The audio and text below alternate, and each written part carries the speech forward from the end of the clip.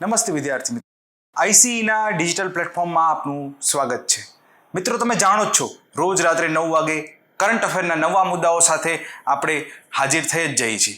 મિત્રો, આજના કરંટ અફેરમાં આપણો જે પ્રથમ મુદ્દો છે એ પ્રથમ મુદ્દો સ્વાસ્થ્યને લગતો છે. જી હા મિત્રો, આ જે સ્વાસ્થ્યને લગતો પ્રથમ મુદ્દો છે એને આપણે એક રિપોર્ટ અથવા એક અહેવાલ જે સુપ્રત કરવામાં આવેલો છે આરોગ્ય અને પરિવાર કલ્યાણ મંત્રાલય દ્વારા, એટલે કે health and family welfare ministry દ્વારા. જી હા મિત્રો, આ જે રિપોર્ટ છે એનું નામ છે ઇન્ડિયા ટીબી રિપોર્ટ. શું નામ છે મિત્રો? India TB report, India tuberculosis report. મિત્રો, આ જે રિપોર્ટ છે એ પરીક્ષાના દ્રષ્ટિકોણથી અત્યંત મહત્વનો થઈ જશે. જોઈએ શું કામ. મિત્રો, આ રિપોર્ટ જે છે એવું જણાવી રહ્યું છે કે ભારત 2025 સુધીમાં ટીબી મુક્ત થવાનું લક્ષ્ય ધરાવે છે. જી હા મિત્રો, કઈ સાલ સુધીમાં? 2025 સુધીમાં. આ બાબત વિશે હું એક અન્ય બાબત પણ આપને જણાવી દઉં કે 2030 સુધીમાં સમગ્ર વિશ્વને ટીબી મુક્ત કરવાનું અભિયાન WHO દ્વારા, વર્લ્ડ હેલ્થ ઓર્ગેનાઇઝેશન દ્વારા ચલાવવામાં આવી રહ્યું છે. મિત્રો, ખાસ ધ્યાન રહે, વર્લ્ડ હેલ્થ ઓર્ગેનાઇઝેશન એવું ઈચ્છે છે કે વિશ્વને ટીબી મુક્ત બનાવવામાં આવે 2030 સુધીમાં, પરંતુ ભારત જે છે એનાથી પણ 5 વર્ષ અગાઉ, ક્યાં સુધીમાં? 2025 સુધીમાં ભારતને ટીબી મુક્ત બનાવવાનું લક્ષ્ય ધરાવે છે. અને એટલા માટે જે છે આ ઇન્ડિયા ટીબી રિપોર્ટ, જેમાં ભારતના વિવિધ રાજ્યોનું ટીબીને ઉન્મૂલન, ટીબીને નાબૂદ કરવા ક્ષેત્રે જે પરફોર્મન્સ છે એ દર્શાવવામાં આવેલું છે. આ પરફોર્મન્સ મુજબ મિત્રો આપણા માટે ગૌરવ લેવા જેવી બાબત એ છે કે ઇન્ડિયા ટીબી રિપોર્ટ 2020માં જે રાજ્યો હતા, ગુજરાત, મહારાષ્ટ્ર વગેરે જેવા જે રાજ્યો છે, એને ટીબીને નાબૂદ કરવા માટે જે પગલાં લીધા છે એ પગલાંને અનુસંધાને રાજ્યોનું રેન્કિંગ કરાયું છે. અને એ રેન્કિંગ ક્યાં આપેલું છે? State TB ઇન્ડેક્સમાં. જી હા મિત્રો, આ સ્ટેટ ટીબી ઇન્ડેક્સમાં 50 લાખથી વધુ જનસંખ્યા ધરાવતા રાજ્યોમાં પ્રથમ રેન્ક કોને મેળવેલો છે મિત્રો? જી હા મિત્રો, આપણા ગરવી ગુજરાતે આ પ્રથમ રેન્ક મેળવેલો છે. ભૂલાય જ નહીં, સૌથી શ્રેષ્ઠ કામગીરી કરનાર રાજ્યોમાં કોનું નામ આવે છે? ગુજરાત, આંધ્રપ્રદેશ, હિમાચલ. ફરીથી એકવાર મિત્રો, કોનું નામ આવે છે? ગુજરાત, આંધ્રપ્રદેશ, હિમાચલ. એમાં પણ 50 લાખથી વધુ જનસંખ્યા માટે જે આ સ્ટેટ ટીબી ઇન્ડેક્સ છે તેમાં પ્રથમ સ્થાન કોને મેળવેલું છે મિત્રો? ગુજરાતે મેળવેલું છે. આ રિપોર્ટ, ઇન્ડિયા ટીબી રિપોર્ટ, કોના દ્વારા બહાર પાડવામાં આવે છે મિત્રો? આરોગ્ય અને પરિવાર કલ્યાણ મંત્રાલય દ્વારા. ભૂલાય જ નહીં કે ત્રિપુરા અને નાગાલેન્ડ જે છે એને પણ શ્રેષ્ઠ કામગીરી કરેલ છે, પરંતુ એ રાજ્યો નાના છે, 50 લાખથી ઓછી જનસંખ્યા ધરાવે છે. મિત્રો, એ સાથે એ પણ યાદ રહે કે ભારત સરકારે 2019માં ટીબી માટે એક બીજું પણ કેમ્પેઇન લોન્ચ કરેલું હતું, અને એ કેમ્પેઇનનું નામ શું હતું? ટીબી હારેગા, દેશ જીતેગા. જી હા મિત્રો, ફરીથી આપના માટે એક વાર જે છે એ હું કેમ્પેઇનનું નામ બોલી જાઉં છું. શું છે? ટીબી હારેગા, દેશ જીતેગા. આ કેમ્પેઇન 2019માં ભારત દ્વારા ચલાવવામાં આવેલું, અને એ પણ એવું જ ઈચ્છે છે કે 2025 સુધીમાં ભારતમાંથી ટીબી નાબૂદ થઈ જાય. યાદ રહે મિત્રો, WHOનું લક્ષ્યાંક કયું છે? 2030 સુધીનું. મિત્રો, આ ટીબીની બાબતને લઈને જ જે છે આપણે એક અન્ય બાબત પણ જાણીએ. જો મિત્રો, ટીબી જે છે એ એક બેક્ટેરિયા દ્વારા થાય છે, અને એ બેક્ટેરિયાનું નામ શું છે? માઇકોબેક્ટેરિયમ ટ્યુબરક્લોસિસ. યાદ રહે મિત્રો, વર્ગ 3ની દરેક પરીક્ષાઓમાં કોઈ ને કોઈ રોગ વિશે જ્યારે પૂછાય છે ત્યારે એવું પણ પૂછાય છે કે નીચેનામાંથી કોના દ્વારા આ પ્રકારનો રોગ થાય છે? પછી એમાં આપેલું હોય છે વિષાણુ દ્વારા, ફૂગ દ્વારા, જીવાણુ દ્વારા, કે એક પણ નહીં. અહીંયા યાદ રહે મિત્રો, ટીબી બેક્ટેરિયા દ્વારા થાય છે, અને એમાં પણ કયા બેક્ટેરિયા? માઇક્રોબેક્ટેરિયમ ટ્યુબરક્લોસિસ. ભૂલાય નહીં મિત્રો, હું આપના માટે એકવાર હાઇલાઇટ પણ કરી દઉં છું. કયું છે? માઇક્રોબેક્ટેરિયમ ટ્યુબરક્લોસિસ. આ પ્રકારના બેક્ટેરિયા દ્વારા ટીબી થાય છે. સાથે સાથે એ પણ યાદ રહે મિત્રો, ટીબીનો પ્રસાર જે છે એ હવાના માધ્યમથી થાય છે. સમજો કે કોઈની ટીબી છે, જો એ ખાંસશે, જો એને ખાંસી આવશે, એ જાહેરમાં થૂંકશે વગેરે પ્રકાર દ્વારા જે છે ટીબીના રજકણો હવામાં જે છે પ્રસરે છે, અને કોઈ બીજાને પણ હ્યુમન ટુ હ્યુમન ટ્રાન્સમિશન દ્વારા ટીબી કરે છે. ટીબીના લક્ષણો પણ યાદ રહે મિત્રો, ભૂલાય જ નહીં. ટીબીના લક્ષણોમાં પહેલું લક્ષણ છે ખાંસી. ખાંસી સાથે ક્યારેક ક્યારેક લોહી પણ આવી શકે છે.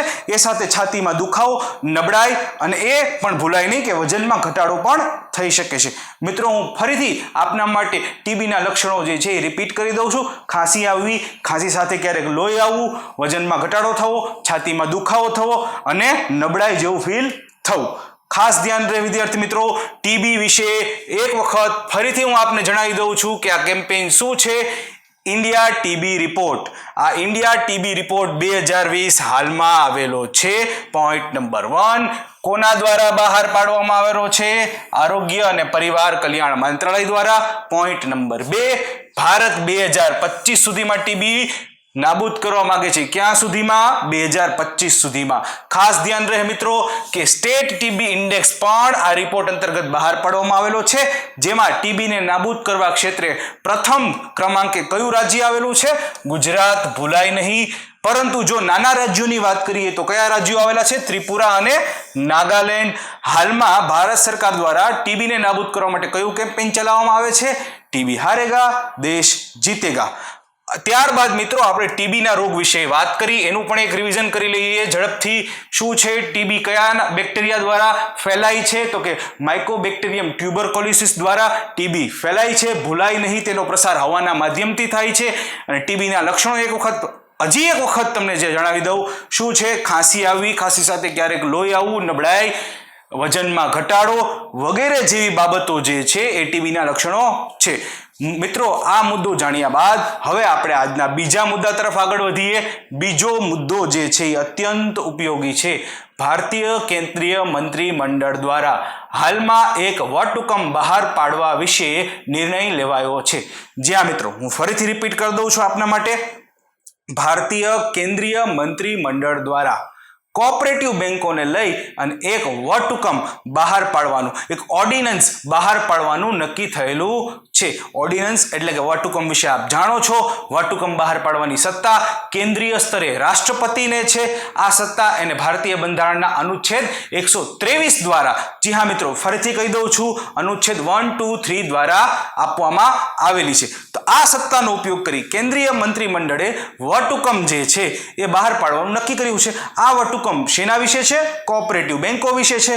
શું કહે છે આ વટહુકમ એ હવે વિસ્તારપૂર્વક જોઈએ.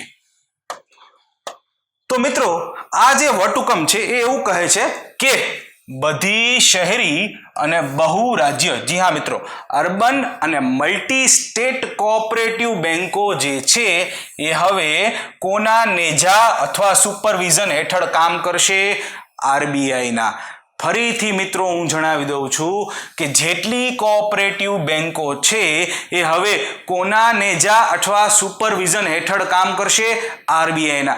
એવું વટહુકમ કહે છે. તો આપણને સ્વાભાવિક રીતે પ્રશ્ન થાય કે ભાઈ તો પહેલા કોના નેજા અથવા સુપરવિઝન હેઠળ કામ કરતી? તો એ પણ આપને જણાવી દઉં કે પહેલા બધી કોઓપરેટિવ બેંકો જે છે એ બધી કોઓપરેટિવ બેંકો આરબીઆઈ અથવા રજિસ્ટ્રાર ઓફ કોઓપરેટિવ સોસાયટી નામની સંસ્થા, આ બંનેના બેવડા સુપરવિઝન હેઠળ કામ કરતી. હું ફરીથી આપને જણાવી દઉં છું મિત્રો કે આરબીઆઈ અથવા રજિસ્ટ્રાર ઓફ કોઓપરેટિવ સોસાયટીઝ, આ બંનેના બેવડા નેજા હેઠળ બધી કોઓપરેટિવ સંસ્થાઓ કાર્ય કરતી. તો એવું શું થયું કે આ અમુક કોઓપરેટિવ સંસ્થાઓ જે શહેરી અને બહુરાજ્ય કોઓપરેટિવ સંસ્થાઓ છે તેનું supervision registrar of cooperative societies પાસેથી લઈ લીધું. એવું એ થયું મિત્રો કે હાલમાં પંજાબ અને મહારાષ્ટ્રની જે કોઓપરેટિવ બેંકો છે એમાં એક બહુ મોટું સ્કેમ, એક બહુ મોટો જે છે કૌભાંડ બહાર આવ્યું. જી હા મિત્રો, કૌભાંડ શું કામ બહાર આવ્યું? જો મિત્રો, જ્યારે કોઈ પણ બાબત પર બેવડું બે સંસ્થાઓનું નેતૃત્વ હોય ત્યારે કોઈ અસમંજસ, કોઈ કન્ફ્યુઝન ક્રિએટ થવાના ચાન્સીસ વધી જાય છે. કોઈ પણ વ્યક્તિ જે છે એ એવું કરી શકે છે કે મેં મારી માહિતી આરબીઆઈને આપી દીધી છે. એ જ વ્યક્તિ આરબીઆઈ જ્યારે માહિતી આપે ત્યારે એમ કહે કે ભાઈ મેં રજિસ્ટ્રાર ઓફ કોઓપરેટિવ સોસાયટીઝને માહિતી આપી છે. રજિસ્ટ્રાર ઓફ કોઓપરેટિવ સોસાયટીઝ પૂછે ત્યારે આરબીઆઈને માહિતી આપેલી છે. તો આવું કન્ફ્યુઝન જે છે, આ ઓવરલેપિંગ ઓફ ઓથોરિટી જે ક્રિએટ થતું હતું એનાથી બચવા માટે મિત્રો જે છે શું કરવામાં આવ્યું કે હવેથી જેટલી અર્બન કોઓપરેટિવ, શહેરી કોઓપરેટિવ બેંકો હશે અને બહુરાજ્ય કોઓપરેટિવ, મલ્ટી સ્ટેટ કોઓપરેટિવ બેંકો હશે એનું નેતૃત્વ રજિસ્ટ્રાર ઓફ કોઓપરેટિવ સોસાયટીઝ પાસેથી છીનવી લઈ અને માત્ર ને માત્ર આરબીઆઈને આપવામાં આવેલું છે. ખાસ ધ્યાન રહે મિત્રો, હું અહીંયા ફરીને રિપીટ કરું છું કે અર્બન અને મલ્ટી સ્ટેટ, અહીંયા ગ્રામીણ કોઓપરેટિવ બેંકો હજી પણ બેવડા નિયંત્રણ હેઠળ છે. કોના? આરબીઆઈ અને રજિસ્ટ્રાર ઓફ કોઓપરેટિવ સોસાયટીઝના. માત્ર શહેરી અને બહુરાજ્ય કોઓપરેટિવ બેંકો જે છે એ આરબીઆઈના નેજા હેઠળ આ વટહુકમ દ્વારા લાવવામાં આવે છે. ભૂલાય નહીં મિત્રો કે વટહુકમ શું કરવા માંગે છે અને શું કામ આ વટહુકમ લાવવામાં આવ્યો. મેં આપને જણાવેલું છે મિત્રો કે આ વટહુકમ આ કારણથી લાવવામાં આવ્યો. જો મિત્રો પંજાબ અને મહારાષ્ટ્ર કોઓપરેટિવ બેંકોમાં જે કૌભાંડ થયું તેના લીધે જે છે આ વટહુકમ લાવવામાં આવેલો છે. મિત્રો આ બાબત તો આપણે જોઈ, પણ સાથે સાથે કોઓપરેટિવ બેંકો વિશે હજી એક અગત્યની બાબત આપણે જોઈ લઈએ. જેમ કે કોઓપરેટિવ બેંકો જે છે મિત્રો એ ખાસ ધ્યાન રહે કે સમગ્ર ભારતમાં જો જોઈએ તો શહેરી કોઓપરેટિવ બેંકો જે છે 1482 જેટલી છે. 58 બહુરાજ્ય કોઓપરેટિવ બેંકો છે. આ કોઓપરેટિવ બેંકોમાં ઓછા નહીં તો મિત્રો કેટલા 8.6 કરોડ ડિપોઝિટર્સ છે. કેટલા 8.6 કરોડ. અને ઈ ડિપોઝિટર્સે ટોટલ કેટલી રાશિ જમા કરાવેલી છે 4.84 લાખ કરોડ રૂપિયા. જી હા મિત્રો, તેથી આ કોઓપરેટિવની સંભાળ રાખવી અત્યંત જરૂરી થઈ જાય છે. એટલા માટે આ વટહુકમ બહાર પાડવામાં આવેલો છે. સાથે સાથે મિત્રો આપણને એ પણ ખ્યાલ હોવો જોઈએ કે કોઓપરેટિવ બેંક એટલે શું. મિત્રો જો કોઈ ખાનગી બેંકની વાત કરીએ તો એમાં શું હોય, કોઈ એક વ્યક્તિ અથવા થોડાક વ્યક્તિઓનો સમૂહ એ બેંકની માલિકી ધરાવતો હોય. જો સરકારી બેંકની વાત કરીએ તો સરકાર એની માલિકી ધરાવતી હોય. પરંતુ જો કોઓપરેટિવ બેંકની વાત કરીએ મિત્રો તો સમજો કે મેં જો કોઓપરેટિવ બેંક બનાવવાનું નક્કી કરેલું હોય તો હું ઘણા બધા લોકોને, હજારો લાખો લોકોને એમાં આવરી લઈશ. એ હજારો લાખો લોકો સંયુક્ત રીતે એ કોઓપરેટિવ બેંકના માલિક પણ હશે, એના સભ્યો પણ હશે, એના ગ્રાહક પણ હશે. જી હા મિત્રો, કોઓપરેટિવ બેંક જે છે એ એવું કહી શકાય કે આર્થિક સમાવેશીકરણ, ફિનાન્શિયલ ઇન્ક્લુઝન માટે સૌથી મોટું પગલું છે અને તેથી જ તેમની સુરક્ષા જરૂરી બની જાય છે. અને આ સુરક્ષા માટે જ આ વટહુકમ બહાર પાડવામાં આવેલો છે. તો મિત્રો મને આશા છે કે આ તમને બિલકુલ ભૂલાશે નહીં. ચાલો મિત્રો હવે આપણે હજી એક પોઈન્ટ આગળ વધીએ. હાલમાં મિત્રો આપ જાણો છો કે કોવિડ-19ની મહામારીને લીધે શૈક્ષણિક બાબતોમાં જે છે ખૂબ સમસ્યા પડી રહી છે. એકેડમિક એજ્યુકેશનલ મેટર્સમાં જે છે ખૂબ સમસ્યા પડી રહી છે. સ્કૂલો, કોલેજો, યુનિવર્સિટીઝ આ બધી એજ્યુકેશનલ ઇન્સ્ટિટ્યુશન્સ લગભગ બંધ છે. એટલે જ અમે આપના ઘરે જે છે આ વિડીયો પહોંચાડવાની એક મહેનત, એક પ્રયત્ન, એક સેવા કરીએ છીએ. આ જ બાબતને લઈને હાલમાં એક રિપોર્ટ બહાર આવેલો છે અને આ રિપોર્ટનું નામ શું છે? Global education monitoring report. જી હા મિત્રો, હું ફરીથી આ નામ જણાવી દઉં, ગ્લોબલ એજ્યુકેશન મોનિટરિંગ રિપોર્ટ 2020. મિત્રો એ યાદ રહે, અહીંયા ક્વેશ્ચન ખાલી એક જ જગ્યાએથી નીકળી શકે છે કે આ જે રિપોર્ટ છે તે કોના દ્વારા બહાર પડાય છે? યુનેસ્કો દ્વારા બહાર પડાય છે. મિત્રો એ પણ યાદ રહે કે યુનેસ્કોનું ફૂલ ફોર્મ શું છે? યુનાઇટેડ નેશન એજ્યુકેશનલ, ફરીથી મિત્રો United Nations Educational Scientific and Cultural Organization. ફરીથી મિત્રો United Nations Educational and Scientific Cultural Organization, યુનેસ્કોનું આ ફૂલ ફોર્મ છે. મિત્રો અહીંયા ખાસ ધ્યાન રહે, આ જે યુનેસ્કો છે એનું વડું મથક ક્યાં આવેલું છે? આ વડું મથક યુનેસ્કોનું મિત્રો ધ્યાન રહે ક્યાં આવેલું છે? પેરિસ ખાતે આવેલું છે. આ પેરિસ કોની, કયા દેશમાં આવેલું છે? ફ્રાન્સ નામના દેશમાં આવેલું છે. અને આ યુનેસ્કો ના જે મહાનિયામક છે એનું નામ શું છે? ઓડ્રે એઝોલે. શું નામ છે મિત્રો? ઓડ્રે એઝોલે. આ રિપોર્ટ વિશે હું ફરીથી આપને એક નાનકડું રિવિઝન કરાવી દઉં છું, ભૂલાય નહીં. Global education monitoring report 2020 UNESCO દ્વારા બહાર પાડવામાં આવે છે. યુનેસ્કોનું વડું મથક પેરિસમાં આવેલું છે. યુનેસ્કોનું આખું નામ ન ભૂલાય, United Nations Education Scientific and Cultural Organization. એ પણ ધ્યાન રહે કે આ યુનેસ્કોના હાલના મુખ્ય નિયામકનું નામ શું છે? ઓડ્રે એઝોલે. આ રિપોર્ટ એવું કહે છે મિત્રો કે વિશ્વના 90% જેટલા બાળકો, જી હા મિત્રો આપ એકલા નથી, વિશ્વના 90% બાળકોના એજ્યુકેશનમાં જે છે એ સમસ્યાઓ ઊભી થઈ છે. એટલું જ નહીં, આર્થિક અસમાનતા એ જે છે આ એજ્યુકેશનની અસમાનતાને વકરાવી દીધી છે. જો મિત્રો આપણે જાણીએ છીએ કે બધાને જે છે એ ડેટા પેક કે સ્માર્ટફોન આ વિડીયો જોવા માટે પોસાય નહીં. એ જ વાત જે છે એ આ રિપોર્ટ કહી રહ્યું છે કે આ એજ્યુકેશનની બાબતમાં કોવિડ-19ની મહામારીએ સમસ્યા વકરાવી દીધી છે. એના કારણે એક અસમાનતા સર્જાય છે. જી હા મિત્રો, આપણે આગળ વધીએ આપણા નેક્સ્ટ મુદ્દા સાથે.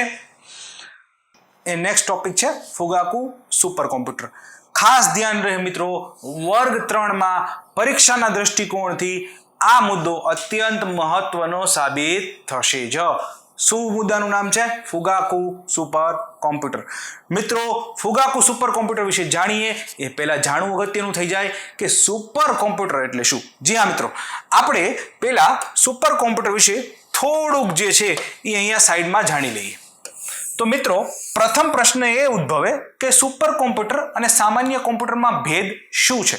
જો મિત્રો, એક સામાન્ય વસ્તુ છે કે how the hell the super computer is different from normal computer. It is as same as a normal human being is different from Superman. કઈ રીતે? બે બાબતોને લઈને. પહેલી બાબત છે સ્ટોરેજ કેપેસિટી, સંગ્રહણ ક્ષમતા, એની મેમરી, અને બીજી બાબત છે એની સ્પીડ. મિત્રો, સામાન્ય કોમ્પ્યુટર કરતા એક એવરેજ સુપર કોમ્પ્યુટરની સંગ્રહણ ક્ષમતા લગભગ 25,000 ગણી વધારે હોય છે. ધ્યાન રહે મિત્રો, હું માત્ર ખ્યાલ આપું છું. અને સુપર કોમ્પ્યુટરની સ્પીડ જે છે એ ફ્લોપ્સમાં માપવામાં આવે છે. મિત્રો, કોમ્પ્યુટરના દ્રષ્ટિકોણથી પરીક્ષામાં અગત્યનો પ્રશ્ન, ફ્લોપ્સ નું પૂરું નામ શું છે? ફ્લોપ્સનું પૂરું નામ ફ્લોટિંગ પોઈન્ટ ઓપરેશન્સ પર સેકન્ડ્સ છે. ફરીથી એકવાર મિત્રો, શું નામ છે પૂરું? ફ્લોટિંગ પોઈન્ટ ઓપરેશન્સ પર સેકન્ડ. સુપર કોમ્પ્યુટરની સ્પીડ શેમાં માપવામાં આવે? ફ્લોપ્સમાં માપવામાં આવે. યાદ રહે મિત્રો કે આજકાલના જે એવરેજ સુપર કોમ્પ્યુટર્સ છે તેની સ્પીડ પેટા ફ્લોપ્સમાં માપવામાં આવે છે. યાદ રહે મિત્રો, ફ્લોપ્સમાં પણ આવું જ હોય, kilo flops, mega flops, tera, exa વગેરે. તો અહીંયા આજકાલના જે સુપર કોમ્પ્યુટર છે તેની સ્પીડ પેટા ફ્લોપ્સમાં માપવામાં આવે છે. એ ખાસ ધ્યાન રહે મિત્રો. મિત્રો, સુપર કોમ્પ્યુટરનો ઉપયોગ શું છે?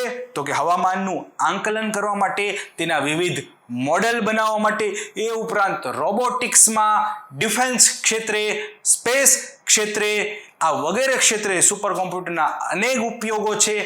તેથી આ ફુગાકુ સુપર કોમ્પ્યુટર પણ અત્યંત મહત્વનું સાબિત થશે. તો મિત્રો, ખાસ ધ્યાન રહે કે ફુગાકુ સુપર કોમ્પ્યુટર ન્યૂઝમાં શું કામ છે? એટલા માટે છે કારણ કે વિશ્વનું સૌથી ઝડપી સુપર કોમ્પ્યુટર બન્યું. જ્યાં મિત્રો, આ ફુગાકુ સુપર કોમ્પ્યુટર વિશ્વનું સૌથી ઝડપી સુપર કોમ્પ્યુટર હાલમાં બનશે. એની પહેલા કયું હતું? સમિટ. જે કયા રાષ્ટ્રનું હતું? United states of America. એને કઈ કંપનીએ બનાવેલું હતું? IBM. પરંતુ હવે વિશ્વનું સૌથી ઝડપી સુપર કોમ્પ્યુટર કયું બન્યું છે? ફુગાકુ. તે કયા રાષ્ટ્રનું છે? જાપાનનું છે. કઈ કંપનીએ બનાવેલું છે?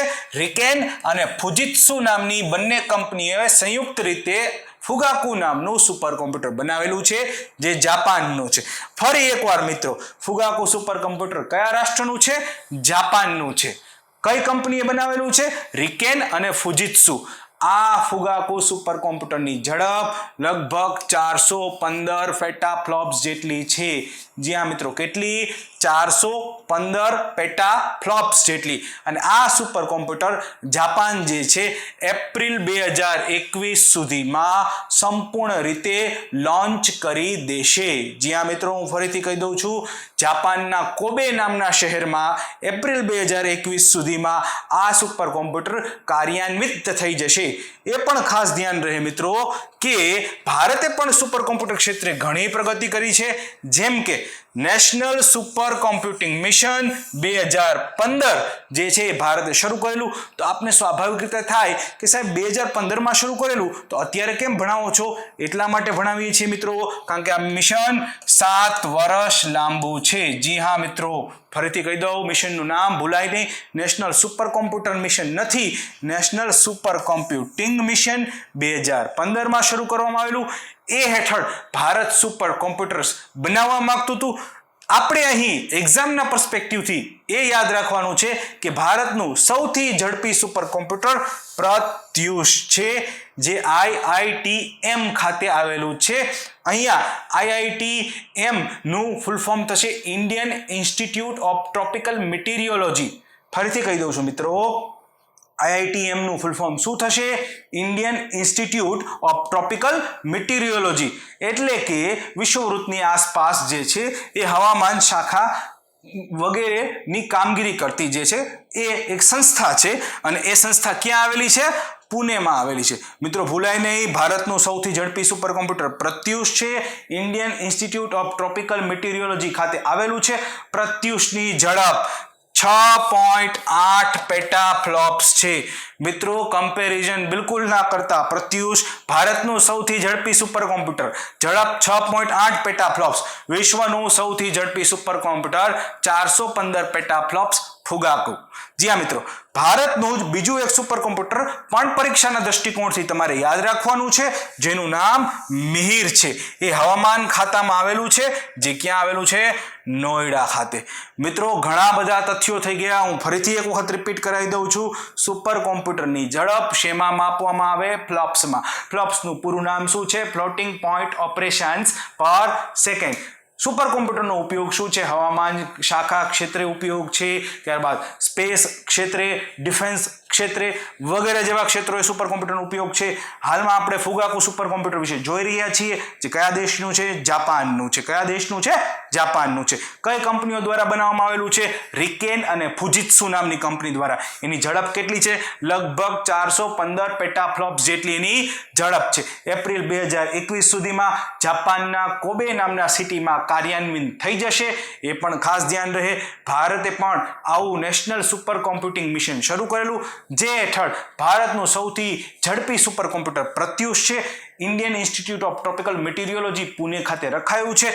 6.8 પેટાફ્લોપ્સની ઝડપ છે. મિહિર હવામાન ખાતા નોઈડામાં છે, એ પણ ખાસ ધ્યાન રહે. પ્રત્યુષનો અર્થ સૂર્ય થાય, મિહિરનો અર્થ પણ સૂર્ય થાય. મિત્રો હવે આપણે આપણા નેક્સ્ટ ટોપિક તરફ આગળ વધીએ. આજે નેક્સ્ટ ટોપિક છે મિત્રો, એ ખાસ ધ્યાન રહે કે આપણે એક પરિપ્રેક્ષ્યમાં, એક બેકગ્રાઉન્ડમાં, એક પૃષ્ઠભૂમિમાં જોવાનું છે. મિત્રો તમે જાણતા હશો કે ડેમો 2.0 કરીને એક મિશન SpaceX દ્વારા ચલાવવામાં આવેલું, જે એક ખાનગી કંપની છે. આ ખાનગી કંપનીએ એક રોકેટ બનાવ્યું, જેના દ્વારા એ શું કરે છે? એ ખાનગી કંપની અવકાશયાત્રીઓને અવકાશમાં મોકલે છે. જી હા મિત્રો, આપે સાચું સાંભળ્યું. હજી સુધી ઈસરોએ ભારતના અવકાશયાત્રીઓને અવકાશમાં મોકલી શકી નથી. મતલબ કે હ્યુમન સ્પેસ ફ્લાઇટ મિશન જે છે એ હજી ભારતે સાર્થક કરેલું નથી.